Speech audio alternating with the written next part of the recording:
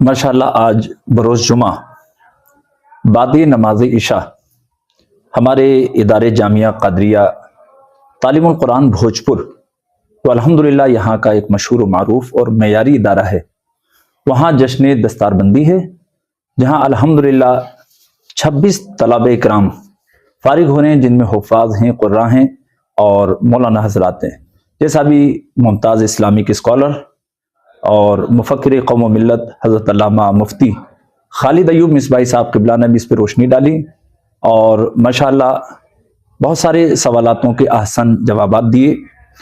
मैं मुफ्ती साहब क़िबला का इस्तक़बाल करता हूँ हमारे भोजपुर के तमाम आवाम की तरफ से, उलमाए अहले सुन्नत की तरफ से, हमारे इदारे जामिया क़ादरिया तालीमुल कुरान की तरफ से। तो मुफ्ती साहब क़िबला खुसूसी तौर पर मेहमान खुसूसी की हैसियत से हमारी इस जश्न दस्तारबंदी में शिरकत कर रहे हैं और इंशाअल्लाह आज बेहतरीन खिताब, बेहतरीन लेक्चर मुफ्ती साहब क़िबला का मॉडर्न इशूज़ का कुरानी हल, इस उन्वान से इंशाअल्लाह होगा।